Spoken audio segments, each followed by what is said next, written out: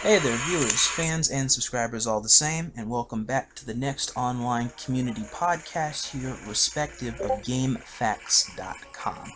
My next clientele here is a longtime friend, old school rival, since both of us making our breaks in the community and aspiring to what it is that we stand in the community today on two different sides of the fence, interestingly enough, and still just sitting back and enjoying it, as it still keeps going. AcW Grimlock. Grims, what's the jams? What's up, niggas? Oh, and also we got Grimwave the King here. Any hoodly doodly do. Alright, Grims, or UnKnOwNxNoVa as they call you now. How you doing? Nova, shit. Well, yes, Nova. Alright, what is going on today? Nothing. Fair enough. Alright, well, you ready to settle into our podcasting thing and see what we can do here for the new era? I got fucking blue balls, holy shit. Shut the fuck up, big balls. I need to masturbate. Well, then go. Keep your hands busy. Yeah, well, keep your mic on. Yeah. Okay. Okay, so, question 1. Alright, what inspired you to make a difference in the communities you were a part of? LSC or DMG. Watching one of their videos. I like feeling, I like the tacticians shit. Like, I really can't answer that. I accidentally became one of the top. I just started playing this game for fun. I liked Transformers back then, and I accidentally became good. good accidents happen, I guess. I'm a good accident. Just like Grim, but he's a bad one. What? I don't even know what he said. Ow. What did he say? Oh, man. You. Good accident, What? bad accident. I was an accident? You Yeah, both are. bad. It's just you gotta guess which one's the good one and the bad What one. do you mean? I'm pretty good. Okay. Okay. Are, Am I white? The fuck? yeah.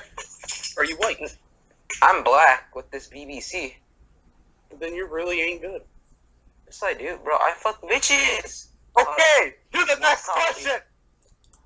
But, well, to reiterate though, how come with LSC and DMG, what about them in particular? Like, because of how they did things particular back in the early days? Like their playing styles as a I clan? can know the biggest black cock. Shut the fuck up, bitch. Shut the fuck up, you fucking cracker shit. Grims. I'm gonna put my dick out there with black. Okay. That's cool. I like that. Alright. But yeah, what about those things? LSC, I really like the teamwork and how close they were as a team. Damn, gay ass shit. They were like a family. DMG, they were on. They had like names for different areas in the map. They did like call outs. That is one thing I will give credit to Straxus and Dark Knight's era, because they did a lot of high maintenance coordination and a lot of call outs. They were always vocal on where everybody was or where everything is happening at like every single time somebody spawns in or every single time an action is happening. Ha, I need to talk with you. Okay. That really opened my eyes. And I tried doing that. LSC versus AcW. It's on LSC's on the YouTube channel. That was a very well done battle. You had some good boys out there. Legion, that was Legion's first clan battle on PlayStation. Tweak, he did a lot of mess ups, and AB was UK on US host, so yeah, we got fucked. And I wasn't good either. I died a shit ton. MZ clapped my ass. Damn, you got by the lightning scout. What the fuck? Bro, you make some gay ass shit nicknames. That was MZ's nickname back in the day. Because he was of a group before he became LSC. It was called Of course, you still remember. I remember because I met them all. Not all in the field, unfortunately. But yeah, What was this? But quick history lesson. Alright, before LSC, MZ was in a group called the Scoutly 4. What the fuck? Yes. It is composed of him, Pray for Your Life, Gunsman 999, and Couch Potato. Hey, Couch Potato, he's my boy. I hate potatoes. All those guys were boss scout players. All of them were boss scout players. Scout. And ironically enough, all of them fell right into LSC. And there you go. That basically was like the golden era outline for LSC, because they were all predominantly light class mains. Very, very powerful light class mains. Scientists and scouts. You got those 4 scout people, and then you have those that were scientist mains that could do medic and general science sentry drop, take it with you as you go, and had fast precision accuracy, like Gunsman or Mr. Green. Bro, Gugala. Bro, you need to write a fucking book. Holy shit. Well, I chronicle a lot of stuff that happens in this community. Yeah. You type it in a huge ass paragraph? Nobody's gonna read that damn book. Shit, I'll read There's it. a book. Yeah, I'll read that too. Yeah. All your fucking paragraphs in one thing. Exactly, I read that shit.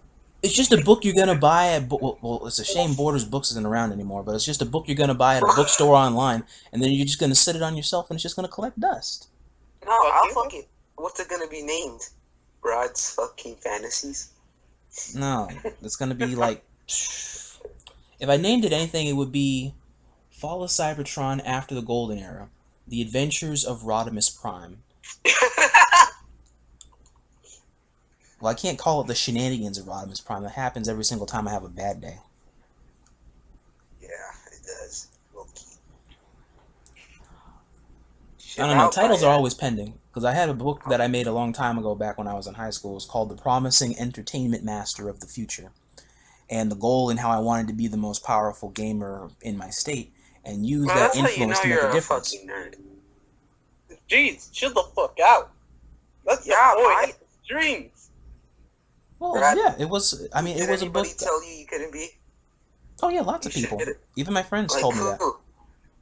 Even a couple of my friends told me that I could do that until that one day when it almost happened, when I almost had that start to fame if I was just a little bit sooner on my exchange. You should have told. Look at those bitches now. Look where you are right now. All right. Yeah, 10 years. Famous. 10 years is a very odd difference. It's our it's my podcast. He's got a point. He's got a point. It is his podcast, but just to give you a little bit of history. Just to give you a little bit of history on it. Shit, bro, where's your dick at? I can't see it. I'll turn the camera on and show you. Yay. Bet, I'll see that shit. I'll take a screenshot. Put it as my wallpaper. Okay, we're still off topic. Considerably off topic. Bro, I'm about to kill you. Ow! And she still has good timing. Dude, you closed the door. Damn. Oh man, that is rich. Into question 2. Yeah, I'm gonna leave. I'm gonna leave. See you guys later. Okay, man, you have a good one. Alright, you too. Alright, let your sis know I said that. Damn, that happened. Fuck you. I hope you're watching this third way.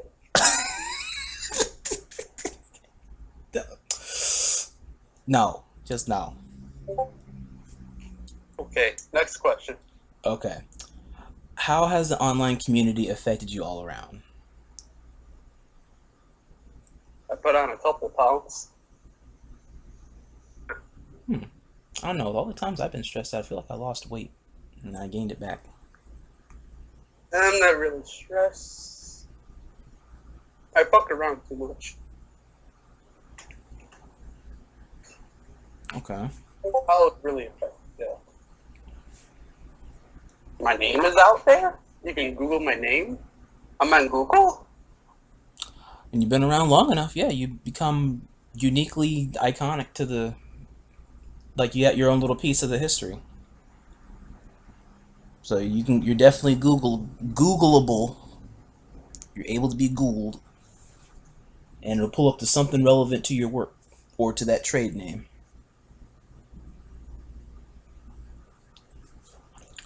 I really don't know how to answer that. How it affects me. Well, think of it this way: for as long as, and there is another question that will come up later on that will delve a little bit further into it. That'll give you a little bit of perspective. All right. Without that perspective, question two's outline generally gives you the mindset of from how long you've been in the community, like since the game was launched, since everybody in the community began starting to know each other, before, like, even before you and I became the big names we are now.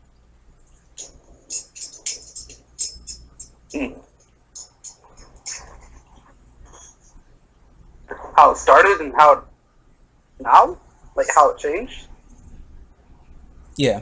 Well, if you're not sure how to answer it, then to simplify it, how has the online community affected you all around back then? Like when you first joined and you first met a lot of the big people that we know. Oh, okay, I remember this so fucking wonderful.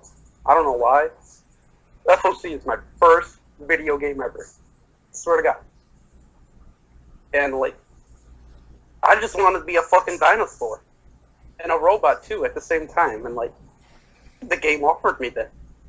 I would be Grimlock running around go rawr, rawr in public. Then I met other people who like fucking dinosaurs and robots like me. And we became friends and they never got back online. Then I met this other dude called Bradley something. And he introduced me to a couple of Trunk players, WCW Dark Spider. Oh, would this happen to be Bradley Manshore? Yeah. Gotcha. And Hot Rod 57, D-Razor, Crash 2000 AM, I think, or AMM? AMM. Yep. And Bus Driver, legendary status. I met them and don't do drugs. Yeah.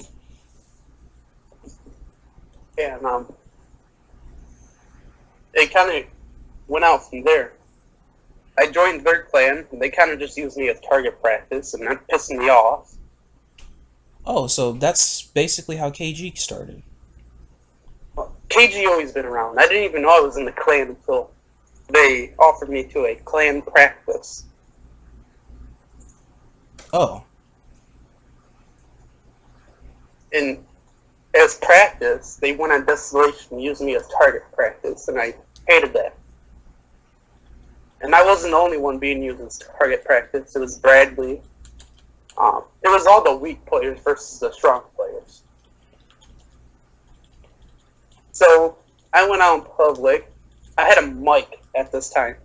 I was a squeaker in the public, going rawr, rawr, annoying the fuck out of people.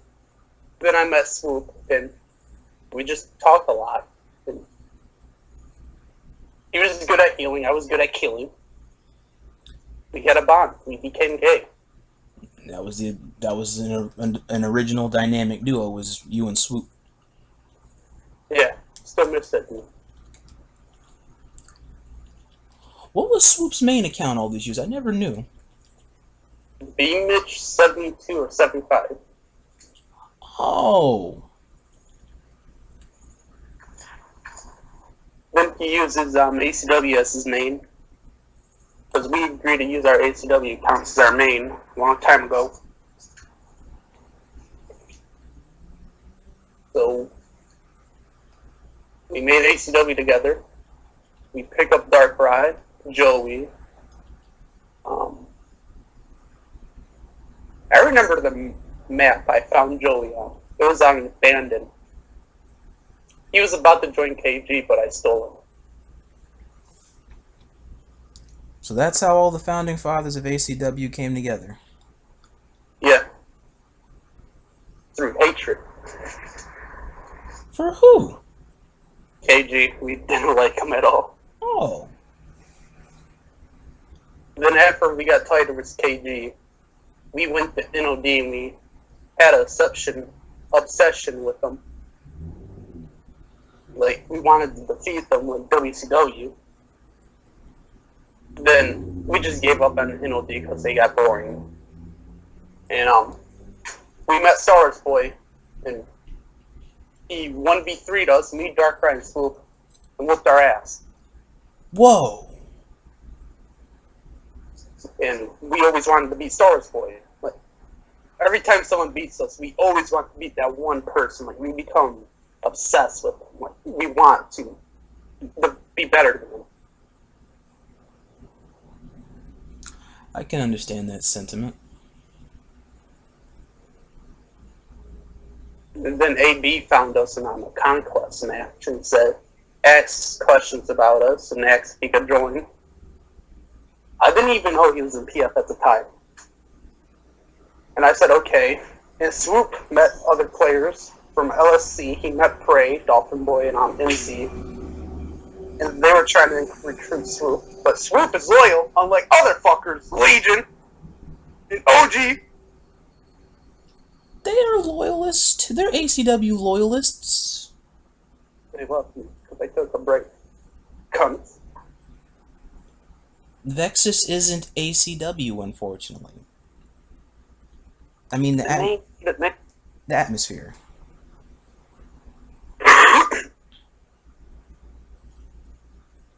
They could have tried to recruit Swoop into LSC. Swoop declined because me and Swoop had a really good bond. I wouldn't ditch Swoop, he wouldn't ditch me.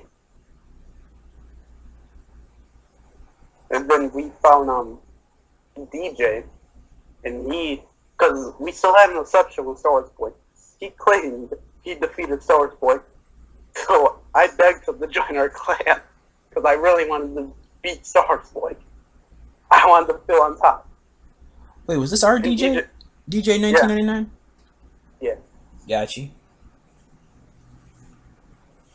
And then DJ started training me, introducing me to EL, Kia.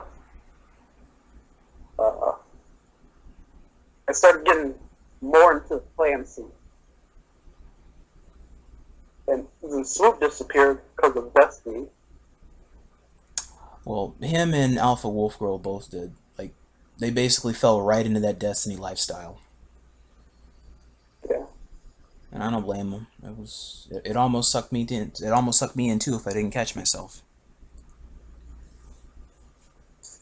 I was sucked into it for a while. Yeah. Then I went back to FLC.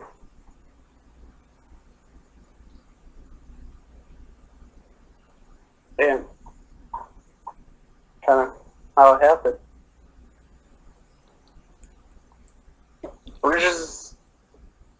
Some bridges got collapsed, new bridges got built.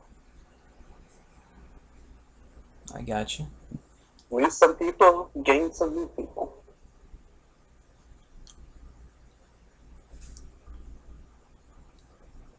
Sometimes you don't lose those old people. Depends how close you are. Yeah. Like, if you really make a good atmosphere for general conversations and a good home, then they're never really gonna leave. There's always some place you can come back to at the end of the day. You shouldn't change anything just to make them feel at home. Just be you. Let people come to you.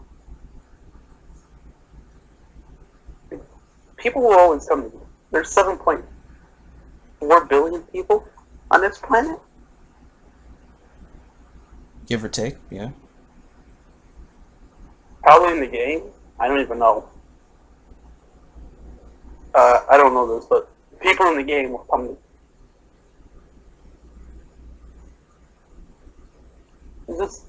It's the waiting game. Yeah, as long as you're being you, then whatever it is that's about that atmosphere that's your personality, people will be drawn to it. Yeah. I I get feel like I got off topic. I get where you're coming from. Not completely. It borderlines into the question still from the question two, and how the online community has affected you all around. In a sense, before I get into the later on questions later on, what you're telling me is that it helped give you your own identity, and in giving you an identity, it created an atmosphere for your following. Yeah. I was never trying to be the best. Always be on top. It's just I wanted to beat like, a clan, the one person, and I just became obsessed, and I just kept working. I would stay up late all night just trying to beat this one guy. Like, I would even get pissed. I would throw my controller around, bang it. Like, I have rage problems. I've become obsessed when I know I not really want it.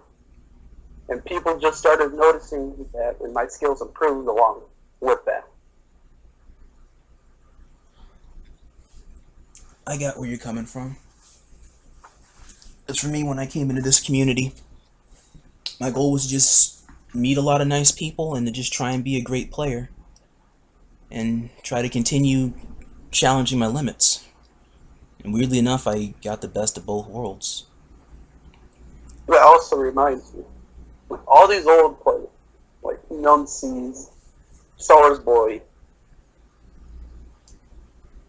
like the old players, they leave because they said there's nothing else to do.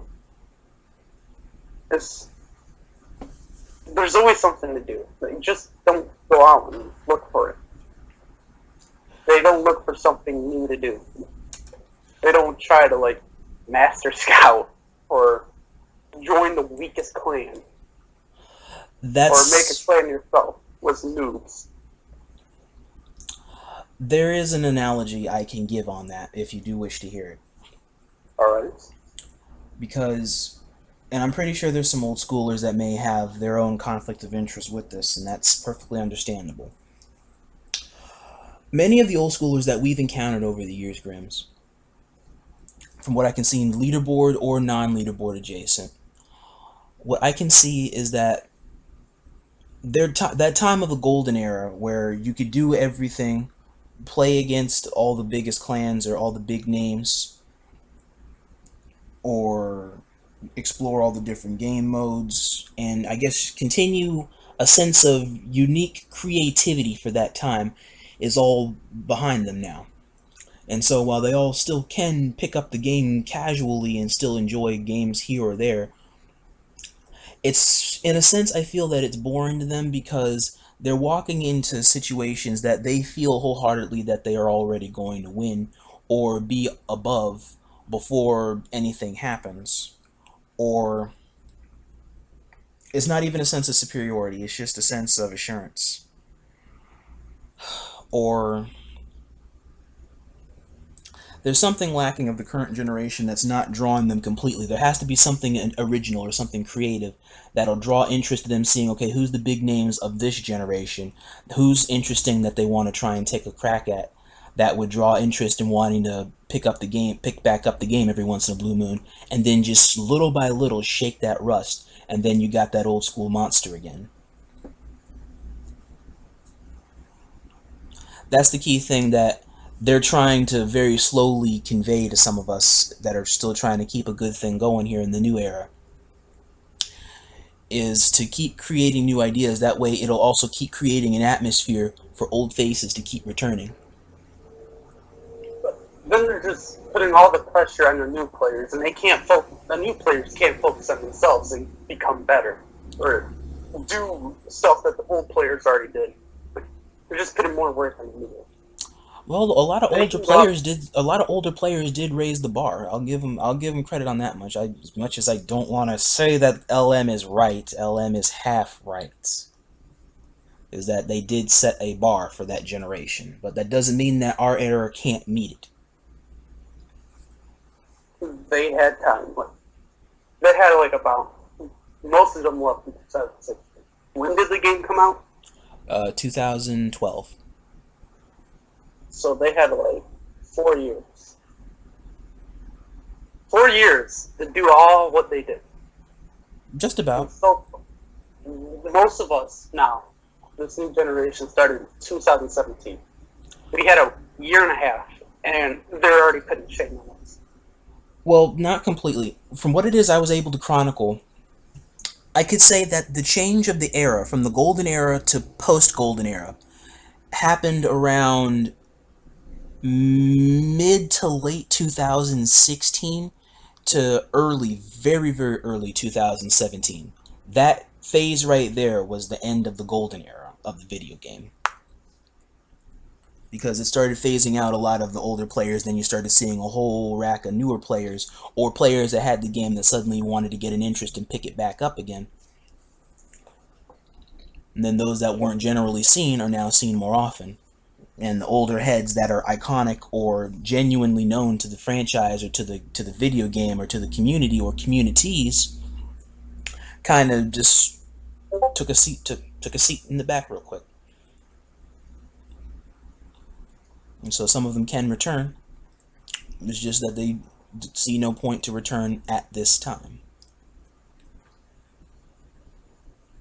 But that can always seek to change.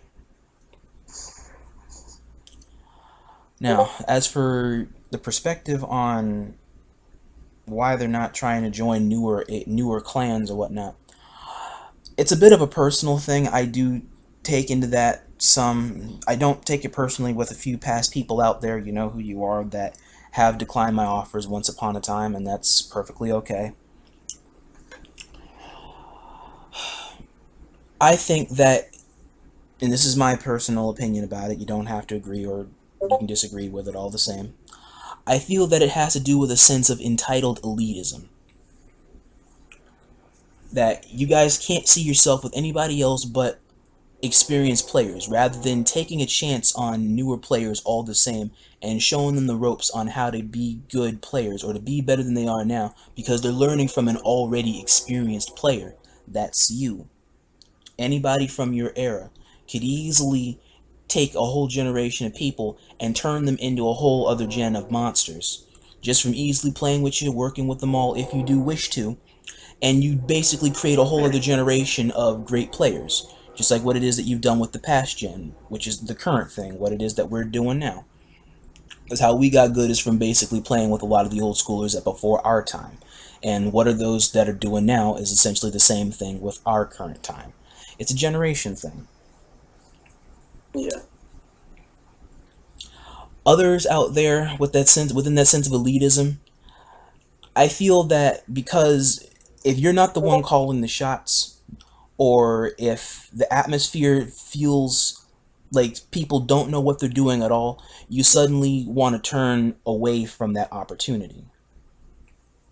Like opportunity in being around a whole new atmosphere of players and meeting a whole bunch of people that, for all you know, probably spend a good deal of time probably looking up to players just like you, or you in general, because they've wanted to try to have something comparable to your merit or to your credibility in this community. Yeah. That's mainly my 2 cents on it. I may or may not be correct.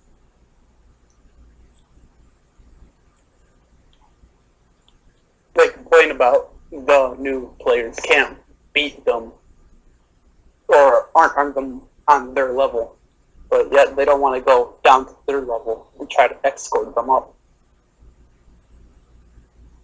or play with them. They don't want to play with them.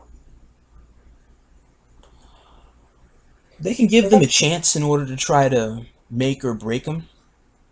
But then the thing there is that there's always that thing in the back of their mind is that if they can't make that first impression work, then you're never going to amount to anything after that. Or if you don't do well in that first impression period, the first chance you get to fight them, then no matter how good you are after that, you're still going to look like a noob in some sense, or be perceived as a novice player rather than actually just being accredited as a good player all around. very few people gets the chance to fight old school players, and so when you do get those chances, relish them while you can, and those are good opportunities to try to learn.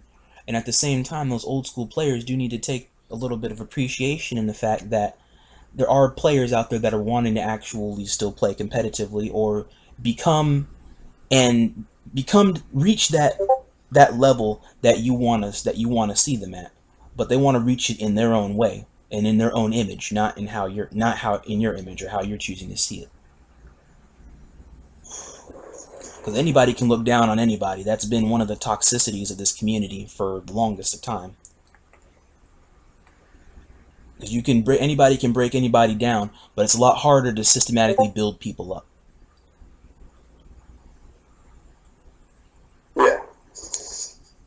Because I mean, we've seen for years that there are players that are naturally good at playing an FPS like this, but there's also those people that have just been good that haven't always taken the time to notice or pay too much mind to other players that are trying to be good. Because you can't just hold on pedestal those great players all the time. You eventually have to pass the torch. And it takes less pressure off of always feeling like you need to do well or that you have to do well all the time in order to be a great player or an OP player. It's not always the case. I'm sure even OP players have had good and bad days that they'll never honestly admit to. Where you could be like among the best of the best, and then on that one bad day, you can get shitted on randomly by noobs. But you won't admit it. And that's fine. Because, I mean, everybody has good days and bad days that we all gotta accept. If you have the mindset of always being good all the time, you'd never have a break. You never have a break trying to enjoy the game for what it's worth. Yeah. So it's like, let loose. But anyway, that's my 2 cents about all that. I agree on a lot of it. Question 3. What is your stance on hackers and commonplace cheaters?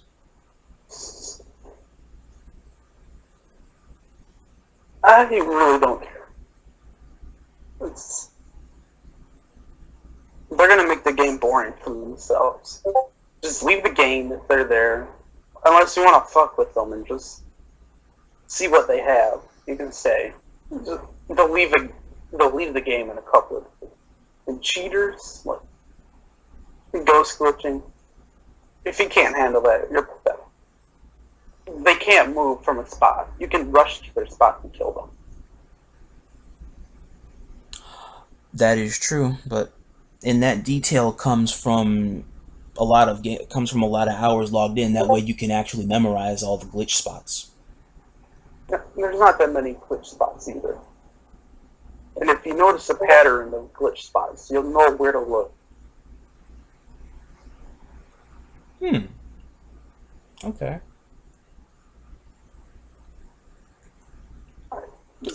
I really don't care for them.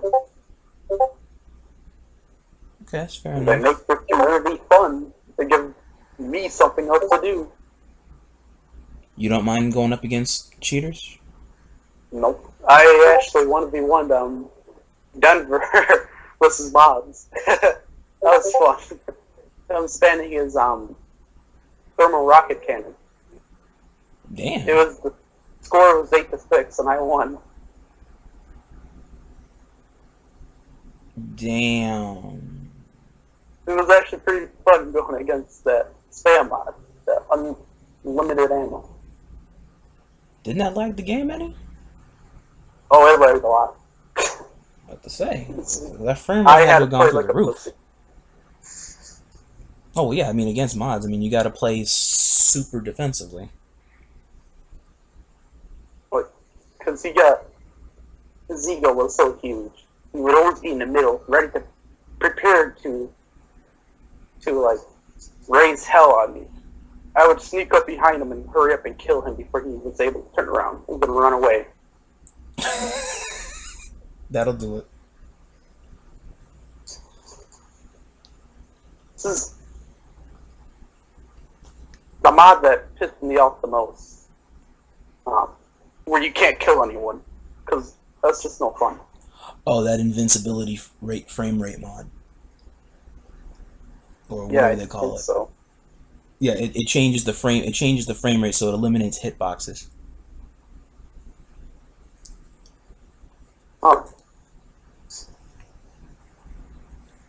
Redskins used that in public. I didn't like it. It was just no fun. You can't kill anyone. Yeah, it's funny at first, just it's not funny anymore if you do it the second time.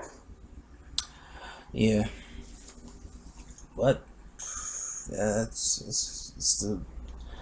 one of the downsides of it is that it can be fun at first, but then after a while the consequences will start to show, or just take effect, and in more than one way. Question 4. Let's reiterate it. What is your stance on individuals that have had to bend the rules, seen or otherwise implied, to achieve a goal or prove a general point? Give me an example. Well, there's a couple of examples, like stance on individuals that had to bend the rules. Okay, I'll give you an example, like for instance, like what I gave Ethan a couple months back when I had my podcast with him. For instance, like giving a baby its bottle even though it's wrong, even though the baby's wrong.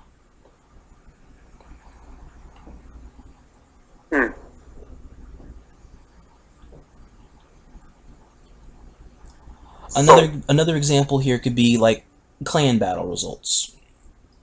Like those where morally you're incorrect in every way, shape, or form, but somehow you're awarded your idiocy, or your idiocy is rewarded. Lying about a clan battle and then getting rewarded about it.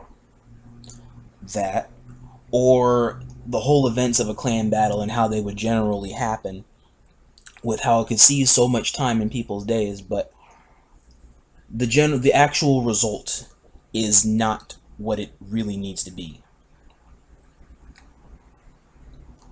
It's overturned because of a perspective, or because of a viewpoint, or an argument.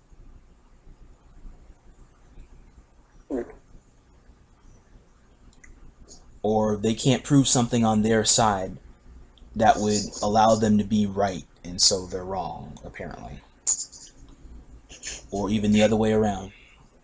Like, for instance, well, I guess not to bring it up completely, but I guess probably Tact and EL would probably be an example. I never paid attention to that. What about the DMG and EL?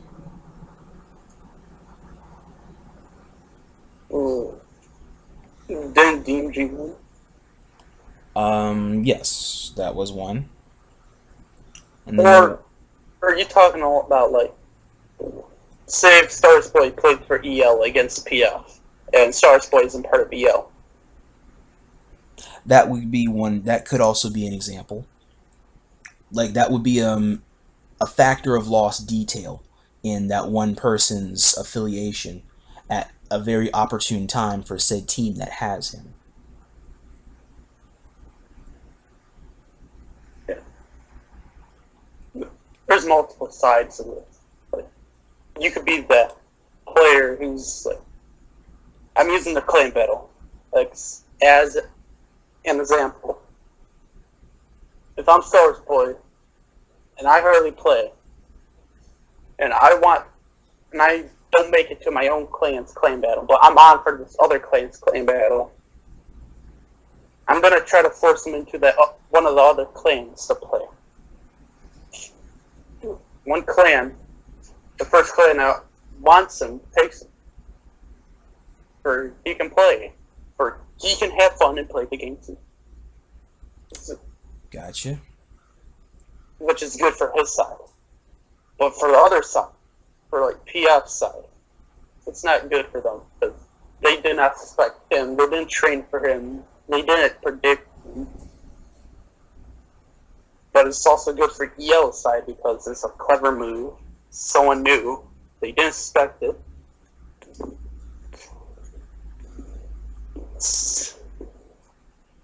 Sometimes it can be good, sometimes it's bad.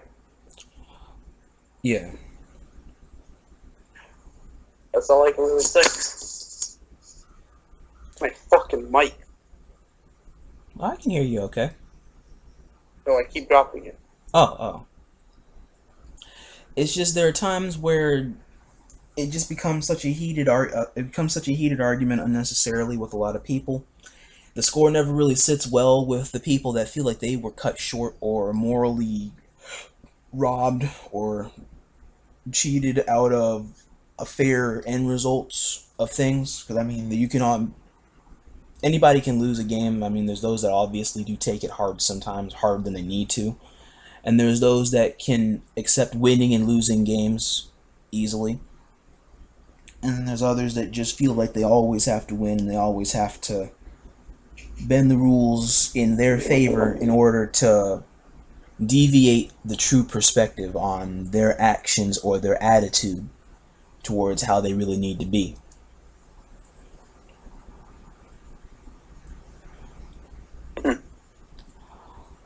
Okay. Question 5. Does leaderboards hold sentimentality for you? No. They're just numbers. Okay, fair enough. Like, what are they gonna show? Like, there's so many people in the top 20 Yodel that's like complete ass. There's nothing impressive about them. Yeah, you can press square and, oh look, I don't know that person. Let me send him a friend request. Or, let me try to recruit him to my clan. I mean, those are always easy places to look because the leaderboards, granted those may be numbers, but how those numbers are organized is actually a very unique amount of information about said player. It doesn't give you like a huge leaderboard outline like you would if you clocked into a Battlefield or a Call of Duty game or something, but it gives you enough to work with to give you an idea about the player's general capabilities and limitations depending upon how much they were able to get done, like how many kills they've had, how many draws, as opposed to how many deaths. KD ratio and then the general point score is not bad because it shows that they have a pretty good, not so much a love for that game, not just a love for that game mode, but it also gives you an idea about how effective they are in being pretty skilled or pretty adaptably based for the gameplay or for the game itself. Anyone can have a good KD. It's not hard at all. That's true. But if you're like, say, you're always in a public match against really good players and you have a good KD, then it's actually kind of impressive. Yeah, and there are those, unfortunately, that we have known in the past that when they come across good players and whatnot, as soon as they have that one death, they log out of the lobby and then log back in like it didn't count. That's no fun. Yeah, it's no fun in that. I mean, you got to take the wins and losses as it goes. But if you got those that are always in highly competitive matches and can sustain a decent amount of kills and deaths, that's pretty damn good. Leaderboards itself, though, I will say after having met a lot of people out there and on leaderboards, not just for this game, but for many other games in the communities, I will say that the leaderboards can be misleading. Because granted, yeah, they are on leaderboards, which does show that it can be a pretty iconic name to see, but that doesn't mean that the person themselves are always skilled players. Like they're good, but they're not like impressively good all the time. Not all of them. I'm gonna bring up an old past video. It's probably not that old. It was podcast chatting, and he talks about how I trash talk a lot. Podcast. And how OG trash talks him, like how we trash talk. Who was I? Who did I have a podcast with? It was Shadow Man. Oh, okay. He was talking about how me, OG, Fame, I forgot the other people, trash talks, but we have skills. And like when we're in a public game with them, it'll be one of us. We won't be in a party together. We'll be fighting each other. Like me and OG, he will be on another team for me, and Shadow Man will be on his team. If I kill Shadow Man more than 3 times and Shadow Man doesn't have a kill, he'll leave the game. And then you have to trash talk him. Like there's no point of not trash talking him. You're letting someone loose, or them giving up. They gave up in the game. Shadow Man done that to us so many times. It's kind of annoying because we want to have a challenge. Try to kill us. There's a reason why we're not in a party together. That way you can keep challenging yourself by going up against your friends. Yeah. Okay. But then you'll message him saying, why you rage quit, XD, LOL. I'll leave the chat. I won't talk to you. And say, he trash talks a lot. I can really beat him. I can put him in his place. You can't. You just left the match. And then when you try to 1v1 me, you give up halfway in the 1v1. It's pathetic. It's weak. Like, take the L. If you're gonna go 0-15 against one player, go 0-15. Learn from your mistakes. Not leave your mistakes. Learn.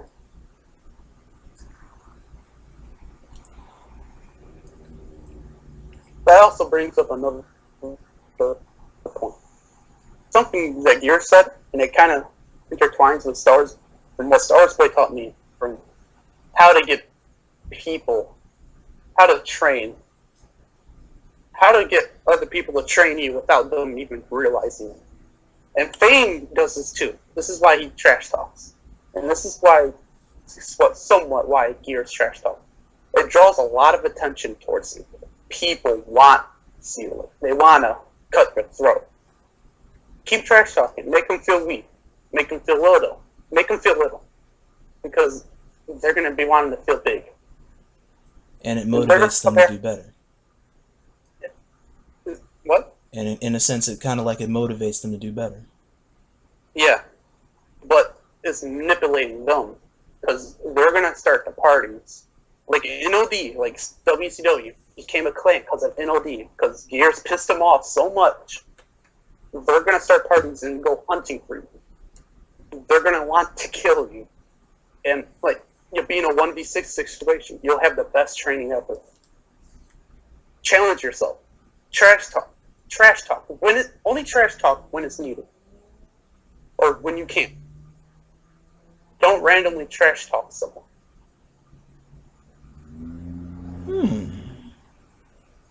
I never thought about it like that with those guys. I thought they were just dicking around just to dick around half the time. No. They did that for attention. Not training, but for attention. Stars Boy did it for training, not attention. Because Stars Boy told me he trash talked a lot of Beast Overlord, Kabbalah, and them, and they set it up parties. They'll go hunting for Stars Boy in public. And Stars Boy will be like 1v4ing them. Stars Boy would challenge himself using no perks, no shield, no health against them, and that's how he got better. It's manipulating them.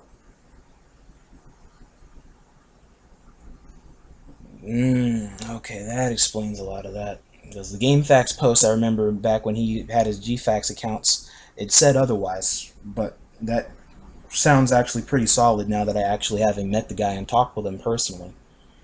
It's a big conflict of interest, but that does make some sense.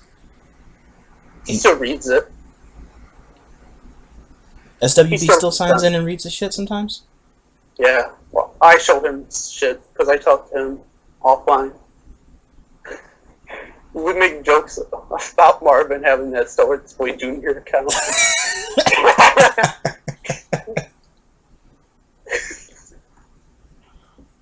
Stars Boy almost got on one day seeing that account and just cursed him out. Makes him feel bad. Damn.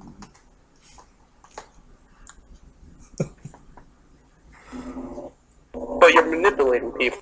The trainee, they don't even realize it. It's so fucking funny, and you're getting more attention. Like people's gonna know. Yes, there's other routes, like becoming the best player, having attention. You can take the nice route if you want. But me, Fame, and OG, probably OG, but me and Fame for sure, like, we like to take the mean route. Like, it draws a lot more attention. People. You can really manipulate people in this game.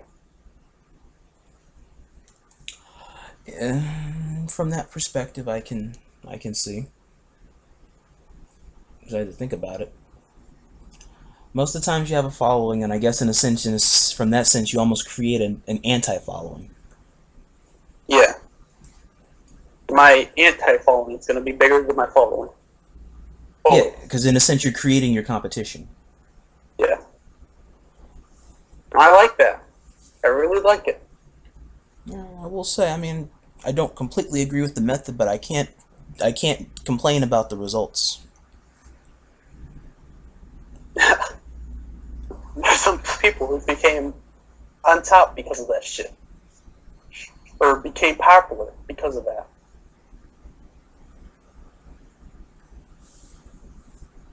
Okay, I see where you're coming from now. And then, like, later in the future, like, I did the Star Boy. Because he trash talked me a lot. When I was weaker, and he was in his prime. I asked him, why does he hate me? He said, I don't hate anyone. I just trash talk. I manipulate a lot of people and try to make them come after me. And I felt so dumbfounded. I've been trying to chase him for like a year or two. And I didn't even realize that.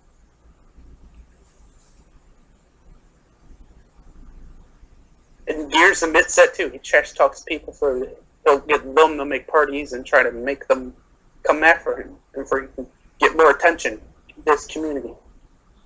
Yeah, I will say I'll give him some credit on that. That's a pretty ingenious plan. I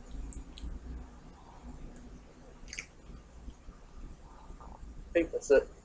Yeah. So, what's the next one? Question 6. Have you had the chance to play for a clan or a gaming group of friends?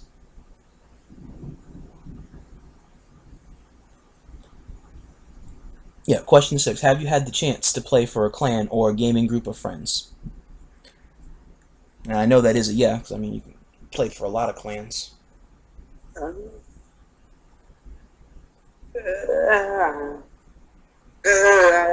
don't know. You don't know what? Probably be a no. Huh? Be a no. Have you had the chance to play for a clan or a gaming group of friends? No. Okay. Because an extension to that question is, if you did, then how has the clan scene or the battling scene evolved your perspective on being in the community? I can still answer that one, but the first one, no. Okay, so you've never played for a clan, you never made a clan, you never been in any group of friends. I thought you were asking, like, a clan that you want to be part of. Oh, no. Yeah, have you had the chance to play for a clan or a gaming group of friends? No. Yeah, I'm kidding. Yeah. Okay. Yeah, I have. Okay, I know a lot's come full circle since KG and ACW. KG was just... Because I know you've been TFL, you've been in EL, been UNK.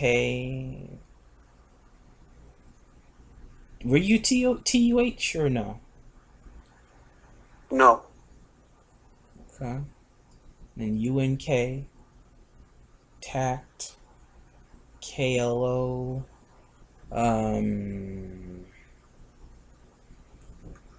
LO. Were you in LOD or KOA or any of the German clans? No. Okay. GEF or FURS? That was in like, not GF, for no. And that was it. I can't think of anything else off the top of my head. I did sneak into clans, so I'll admit that. I snuck into a lot of clans on all accounts. Like, got my way into Nemesis before, and I got my way into ROK. I think there's probably another one. I'll be damned. Nemesis, I really did it because they were they were going to die. I didn't we hardly had any clans back then. And I was worried. So I made an alt account, and I claimed I was someone else from the past that they never fought, or they wouldn't recognize the skills. And I kind of changed my playing style a little. And I'm so glad I sneaked my way into this. I gave them hope. And they didn't disband. Because Blaze told me that they were about to disband until I joined and got other people to join, gave them hope, taught them how to train each other, how to use teamwork. Okay. And I don't brag about that. There's no reason to brag. I prefer working in shadows, because then people will expect that from me. I don't want people to expect me to help them out. I want to do my own shit. If you really need help, I'll go there and help without you even knowing. There's a reason why I always leave the top clans too. I join the top clans, try to build them up. And then when they get built up to a good point, I leave and take a couple of members. And then people who aren't in the clan that's really good, I get them to join. And it's a practice. I do this every year. I notice. I mean, that's not a nice. I mean, it's a admirable practice in some sense, actually. But in other senses, they do see that as clan hopping in some sense. So if you especially if you take a dude with you when you go. They're my boys. They're always good. They scratch my back, I scratch their back. Okay.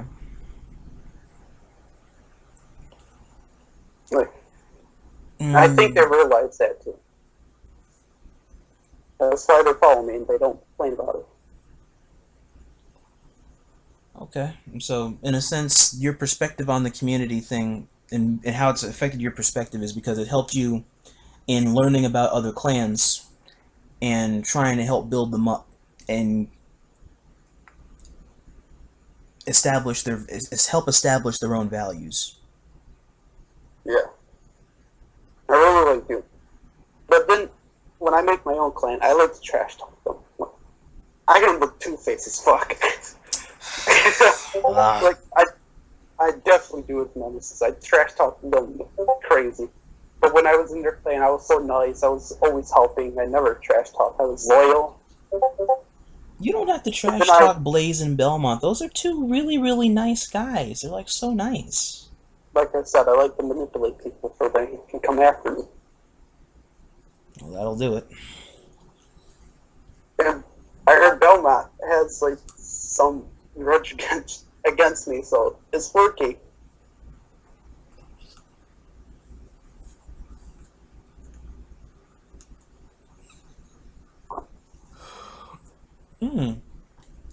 Alright. I can be good when I want. I can be bad when I want. Okay. That's fair enough, and be able to flip the coin conveniently.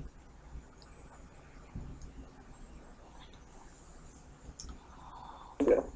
Question 7. What's more important to your perspective on enjoying the adventure offered in the gameplay? Friendship or power itself? Friendship. You know how sounds so fucking fruity. You'd be surprised. Some people I know said both. Some people I know said they just only cared about power.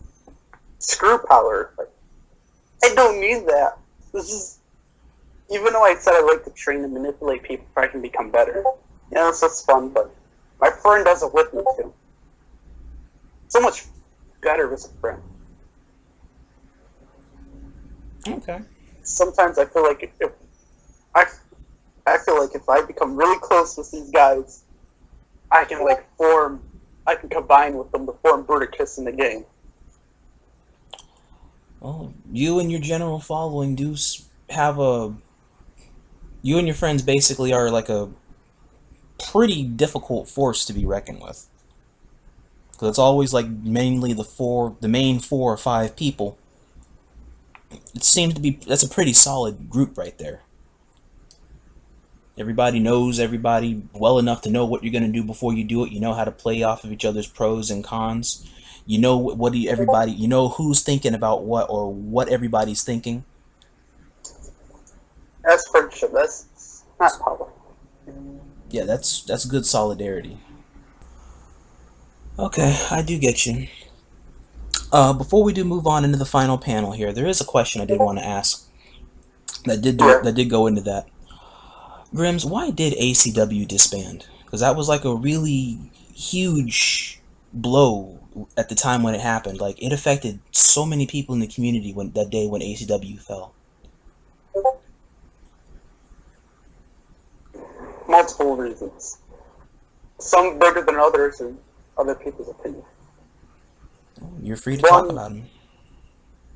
What? I said, feel free to talk about them. This is your panel. One, because of EL is coming back, and there was really no other competition that can match them besides us. And AcW is a noob magnet. Like, it attracts noobs, a lot of noobs, because I recruited a lot of noobs back then. And they tell their friends about this clan, and then they get the game, and then they get into the clan, and like friends of friends of friends. It's a big, huge game of telephone in AcW. There's so many fucking numbers. I gotta give you props. Like, for the time you had it up until then, you guys had enough that could honestly rival a lot of tax players. And then, I started getting good players. Or some of the noobs I recruited started becoming really good. Like, OG Tweet. I was thinking about Wheats. Legion came along. Well, yeah, Wheats, kind of. But he became good later on. Striker.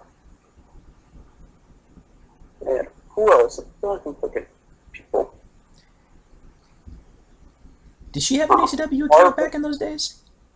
Who? Did she ever have an AcW account back in those days? No, she... Or was it just Con Lover? It was just common.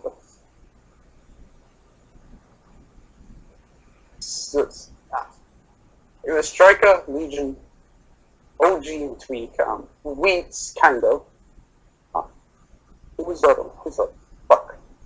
Shit. Marvin. Yeah, Marvin.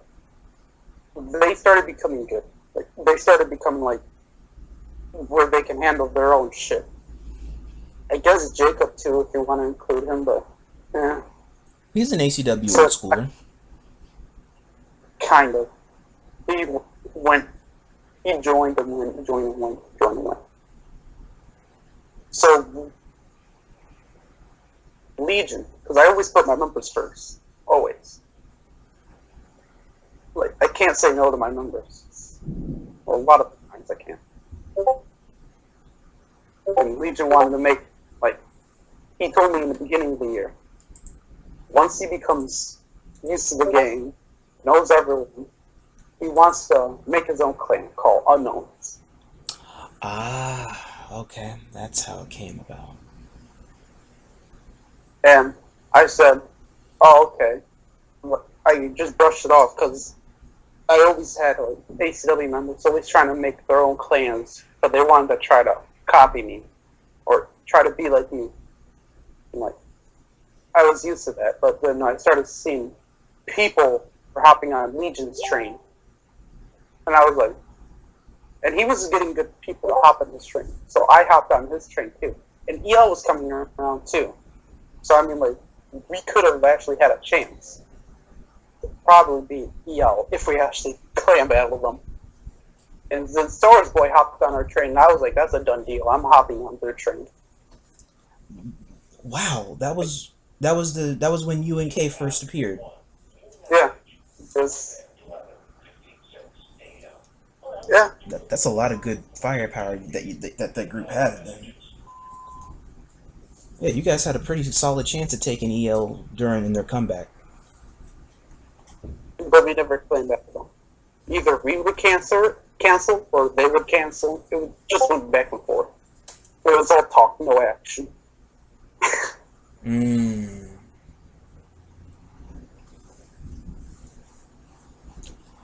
And then Fame hopped on because of Star Wars Boy.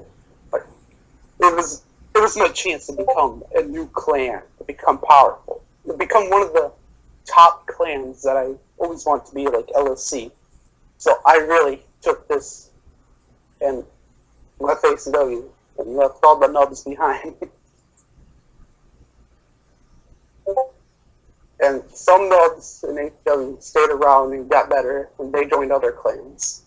And then we met back up in other clans, and then in a zigzag.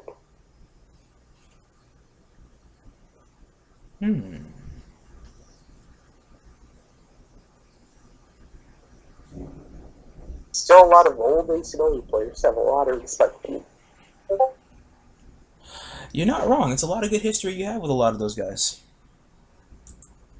And they tell me a lot. They really miss ACW. They really wanted to come back. Like a lot of people. Besides Legion, because he likes his OP stuff. Yeah, I'm They pretty liked sure. how... What? Oh no, I said I'm pretty sure Legion's probably indifferent either way. I mean, he's along for the ride.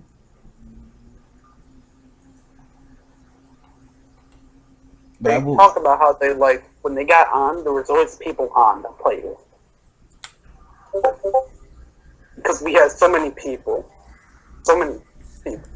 We would have had like public groups of 4 people, 6.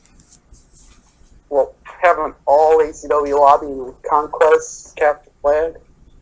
Random nubs will join, and then they will ask to join. I just said yes to a lot of people. It just expanded. it meant that much to a lot of people.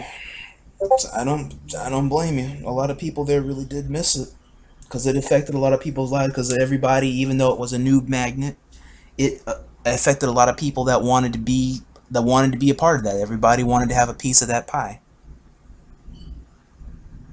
even if they didn't get a chance to actually generally or genuinely contribute. They did still want to try and be a part of that, and it made a lot of people happy. That's why it's so easy to recruit anyone in this generation into my clan. I'll be on an alt account and I'll say, like, I'm ACW Grimlock, and they'll praise me. Like, they'll be trash talking me, oh, you suck, get out of my lobby. But when I say who I am, they'll switch moods right away and start praising me. Like, they want to go with me.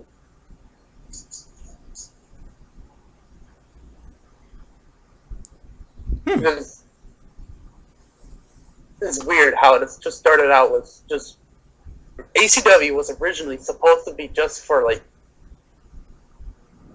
5 people.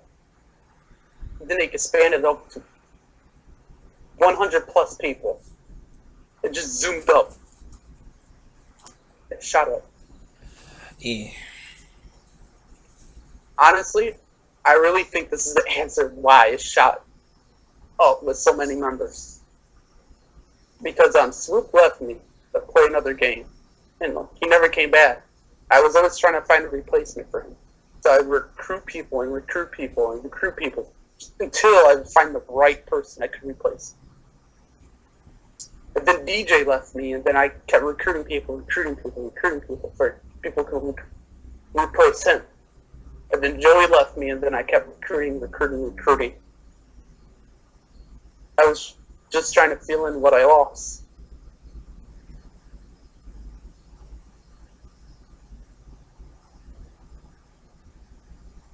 Damn. Which is like, this old clans, old players leave. They don't recruit any of the new players. I did back. Or they'll say there's not that many good noobs or decent noobs in public. I just recruited whoever the fuck I wanted, or who actually talked back to me, or not talked back like trash talk, like replied back to my messages and had a good attitude towards me. Yeah. I mean, those are potentially good team players. I didn't care for it at all. It's just I wanted to replace Swoop. I wanted the fucking Dino bots. Oh. I wanted Swoop, Snarl, Slug, and Sludge, and me Grimlock. Wait, who was, or dare I ask, who was Snarl and who was Sludge? Dark Rose Sludge, Joey was on Snarl.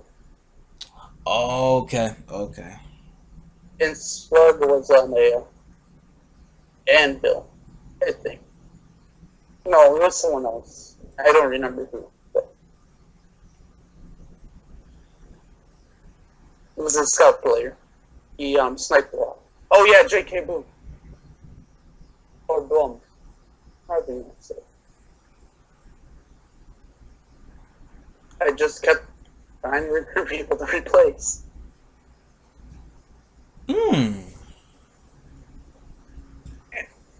Kind of looked like a hypocrite from what I said why ACW disbanded before I could hop on Legion's train to be on the powerful side. And even though I said I prefer friendship over power, I really do prefer friendship over power. But like, my dream was always to be known for like the good players can know who I am. They always look down on me like I'm some random pub stomper, like as if I was like Bane. And I wanted to be better than that. I want them to look at me like something better, like I can actually be a figure. So I hopped on Legion's train to try to do that. In ACW, it was always about the other members, but when I joined UNK, it was about me. I got you, and about like what you want. Yeah. That's why I became really good at typing. Like, I typed it. I took some steroids and I typed it shot up. I would beg people to train me. Legion offered it to me, and I took it. I would like do 4 hours of 1v1s with him on Skype, and we'll talk about my mistakes, what I did wrong, the depth I did, and I just kept trying. UNK was about me. ACW was about the other people. That's why other people loved it, because I always put them first, and I always try to make it best for them. It was always home for everyone. Anyone can walk in and out of ACW without any problems. But I just wanted to change everything, focus on me. I got you.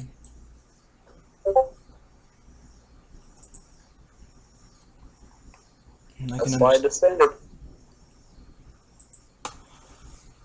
Kind of selfish, yeah, but after all the years of having people in ACW, having ACW around, it's kind of my turn to have just some me time.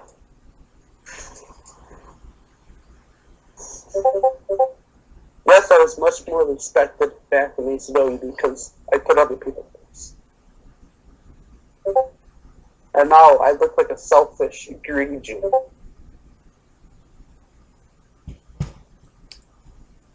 That makes a lot of sense now. Okay. Okay, I can respect that reason. I just wondered that for years. What was the mindset back then when that happened? It was really hard. It was really hard to play. But the noobs in ACW wanted to be in clan battles. But I want to win clan battles. I want to improve off of clan battles. I want to use that one team that I can switch play styles up with, change your class with, without worrying what they're good at. And UK gave me that, and ACW, like, I always had to put nubs in clan battles, and like, I never gave me that training I need. See a couple of drops of rain coming. Because it's been thunder. And you want to try and just have that main team that can be effective with like basically doing almost anything and always switching it up. That can always be effective.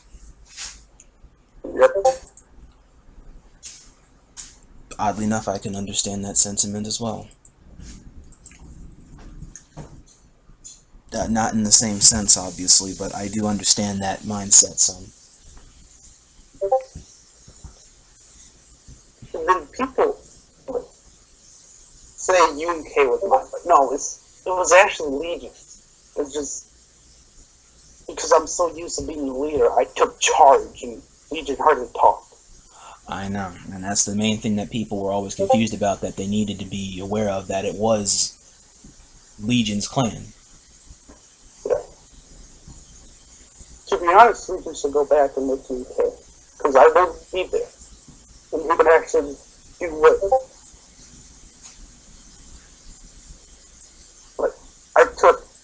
I took Legion's like in UK by accident, and that's kind of why UK collapsed. Was because of I took Legion's liking. I didn't mean to, but I wanted to focus on myself. But it's just I was so used to bleeding.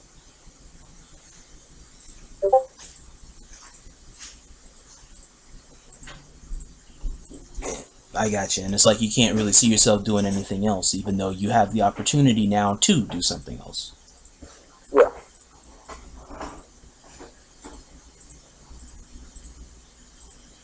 This is why I'm hoping TLK Skyline wouldn't end up like another Legion of me, another UNK situation.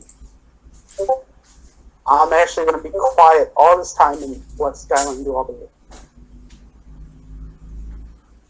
Okay. Or I might try my hardest. Sometimes it's really hard. Yeah, just basically just put in your earplugs and just don't worry about it. Whatever it is he says goes, and you're good to go. Yeah. Okay. And then the last question on our panel here is, what is your advice to the newer generation of players seeking a great online adventure to be had? Talk to people. Talking to people. Trying new things.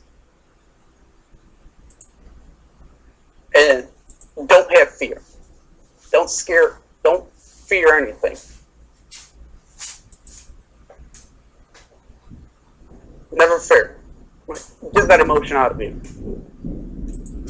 There's no reason to be scared to do anything.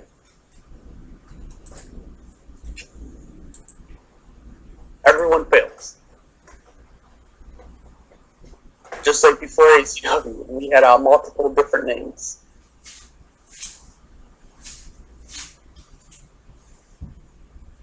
Yeah, you guys did have a couple before you settled on them. What were some of those? The first one was called the Scrappers, and then people made fun of us for that. Mm. And then the next one was the Wreckers, and then we found out that was a War for Cybertron clan, and we scratched that. And then we had a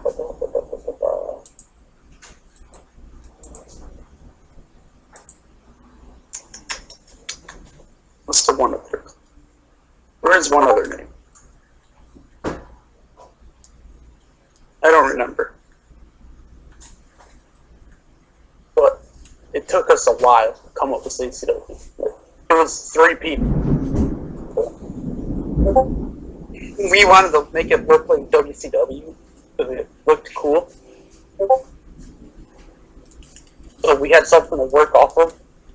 Swoop said the word ancient, and I said I wanted the word Cerbertronian in it. And then B-Dog said warriors.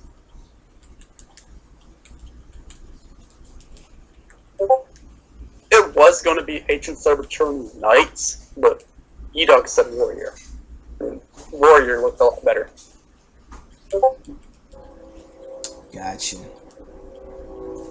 Knights does look a little bit better on paper. Does look better on paper though, but I'll give you that one. Okay. Yeah. I wonder if the Global Knights took any hint from ACW in order to try to make their thing. Who? Global Knights, the PS4 group, Global Knights of Cybertron, GKOC.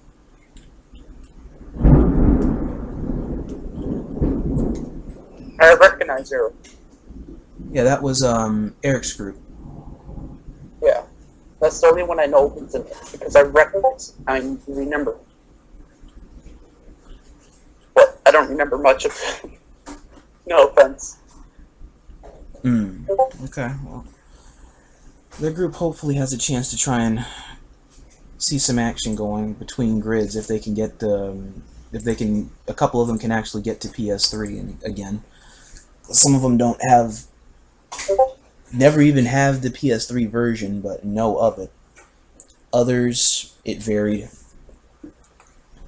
And a few people that I know they picked up there, I know that those are alt accounts that are just PS4 people only that have had PS3s, but for varying reasons, they probably just put the past behind them.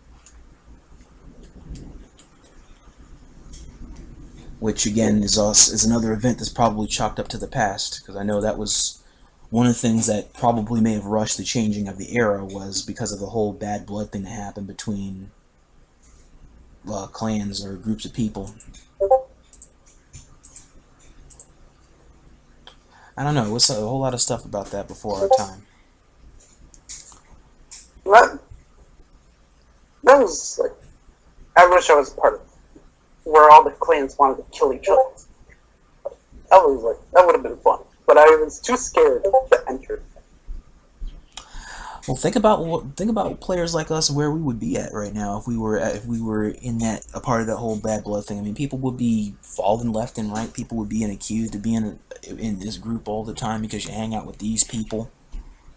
To be honest, I don't think AcW would be what it was if I got into that the clans wanting to kill each other's thing, because I would want the good players, not the no's. That's the problem right there, is because all the good players would already be with the big names clans at that time. Because what the talent that you're seeking, unfortunately, it would have already been scouted, and we would have been out of luck. What I had, we would get our cheeks wet. It wasn't enough to handle those clans. When CBL came around, this is the biggest mistake I ever made. I had a good set in ACW too. I never joined CBL back in 2016. That was the biggest mistake I ever made. By not joining the CBL league? Yeah, I was too scared to lose. I wanted to be a part of... Wait, 2006... Actually, wait a minute.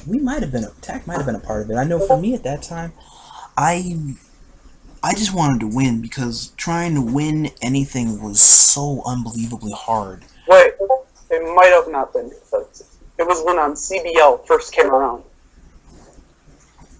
Oh, then it was before yeah, it was before you and me came. It was before you and me started being more known.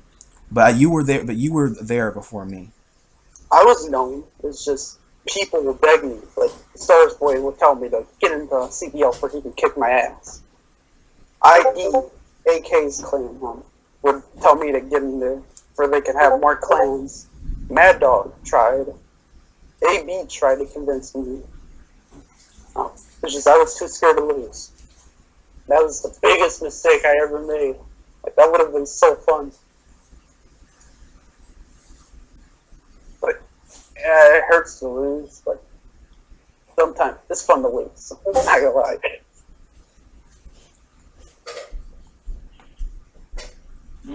I wish I could go back in time and play in that CBL when it first started.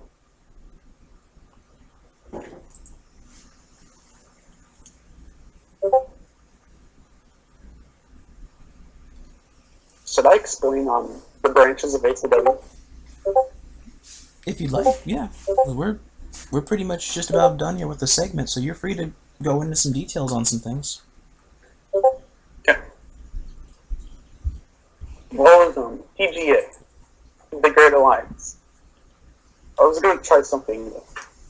That's what that was called. Okay, I could not remember what that. I could not remember that for so long. Because I know it was because TGA Savage was always talking very highly about that name, and I was like, I don't know what that is. I never recruited. But why else I does don't he know have TGA? You had to have recruited him because that's the only reason why he even has that tag name. nope. He's known for in the past making tag names just to get into clans. He did it at AcW before.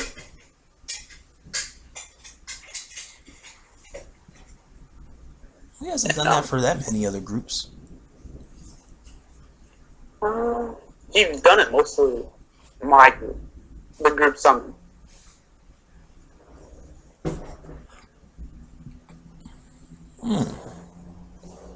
TGA was meant for like the underrated clans, like the clans in AcW division. I'm gonna call them this like second tier. The first tier is like EL, PF, LSC, DMG, TFL. Second tier is like ACW, WDA, LOD, DOE. Oh yeah, Then, Dead of Enemies. Yep. The third tier was those random clans in public you'll see. They never talk like NOD, Or LM or MLG when we briefly saw it. MLG. I talked to them before. They were nice. They were a nice group. We almost had a clan battle with them. Oh damn. But one of their members didn't show up. I still talk to their leader. Ooh, okay.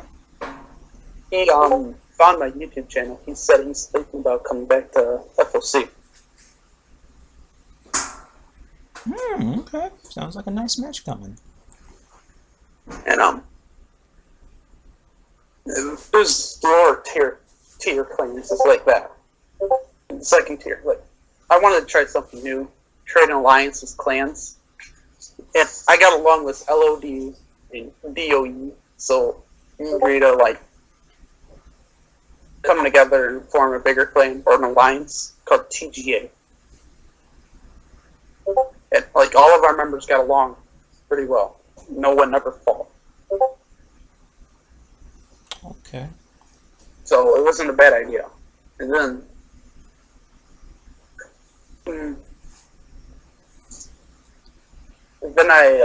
it just died out over time.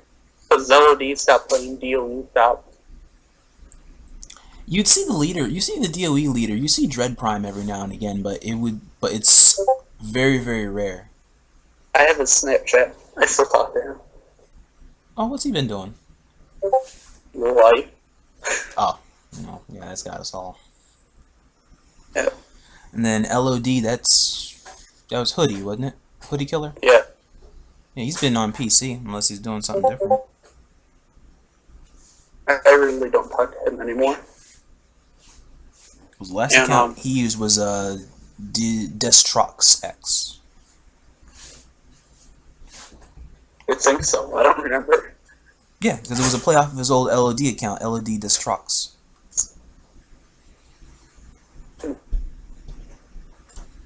And the other branch was CW.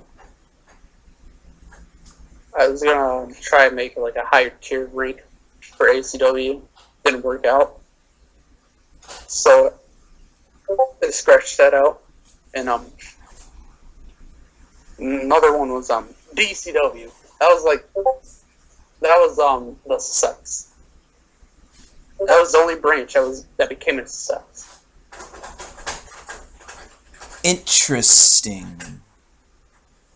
And like Death Gun says he owns it and all. He never did it. I never really truly owned it. Like some dudes from War for Cybertrons came over, and us ACWs, we're always in a party. We're pub stomping everyone, and we found these DCW in a public match. It was a 4v4, so it was really good. But they're from War for Cybertron. They don't know how to play FOC. And we were being nice to them. We were saying GG, nice name, LOL. And we were making jokes, does it mean dark Cybertronian warriors, LOL, with them. And they got pissed for losing. And this was the stupidest thing ever. They challenged us to a clan battle on our game. Mm. And I said, if we win, I get to own DCW. And they agreed. And we didn't even do all 3 matches. Back then, we didn't do 3 matches. We did 1. It was TDM. And we annihilated them. Oh, wow. And then I got DCW. Some War for Cybertron players decided to stay into DCW because they really liked me and they looked up to me and they wanted me to train them. And then I took some ACW members out of ACW and kind of forced them into DCW, or we can have DCW and ACW. Like, that was pretty cool. That was actually cool. It was like Autobots and Decepticons. That was the biggest sex branch ever. And the bullshittest way ever, too.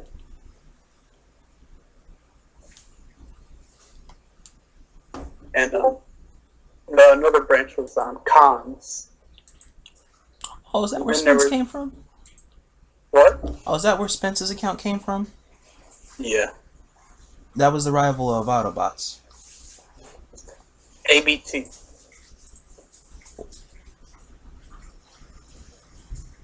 Oh, AB was also in... No, it was on cons and ABT. Oh, ABT. Yeah, for Autobots and then Decepticons. Because DCW and ACW inspired me to try to do Autobots and Decepticons. Oh, okay. So I tried to do that. Didn't really work out. The Autobot side died really fucking fast. The Decepticon part, there was 1 or 2 players playing. I really don't see how they call themselves a clan, sadly. They were just a group of people. They weren't even friends. They just party up because they had the same exact accounts.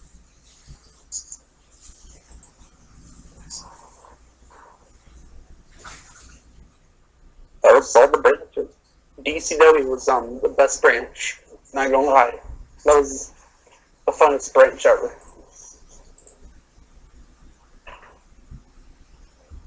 Gotcha.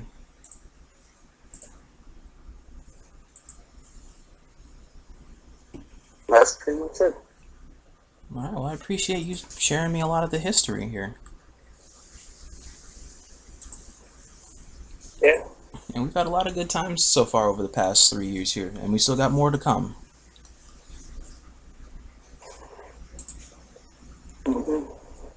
And see where the clan battling scene goes, and see how many old faces will come back out of the vault this time. For this last event that Torque had, I'm still so mad that I didn't get a chance to go to that, because so many old schoolers just popped out of nowhere and showed up for this thing. Dude, you got no idea how mad I was. That was actually fun, not gonna lie. I didn't even sign up for that. I was just on at the right time. And A7 wanted me to join. I was like, okay. Oh man, I'm glad you had fun. I mean, I wanted to be there. I wanted to be a scout because I wanted to go against Nump. Like, I'm not even gonna lie. I wanted to fight Nump Tease. I was always on his fucking team. What type of bullshit is that? I want to fight that bitch. You got stuck with the arrangements. You didn't get the short end of the stick. If you got the short end of the stick, you'd be probably the lucky individual because you got a chance to go up against that power. That was bullshit. Like, I wanted to be on the other team for him and kill him and bag him. Instead, poor Z-Dash was the one getting bagged. Yeah, stop Z abuse. It's not funny anymore. Every day, an innocent Z-Dash gets abused by a kid called Omega Nub and AcW.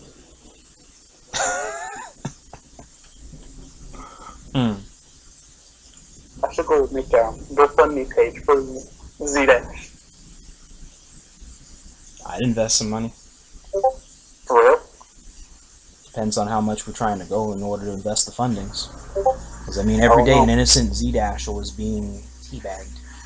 We gotta stop the abuse. The Z-Dash abuse is getting out of control. That it is. We need activists. We need Z-Dash or activists.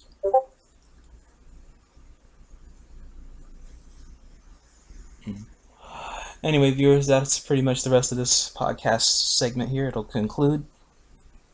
You need us, you always know where to find us. You can always find AcW Grimlock here on basically any type of the TF media. You have a good one ahead, and as always... Wait. Yes? Subscribe to CBL Records, fucking kids. Yes, subscribe to that too. I'm done. Peace, people, until all are one.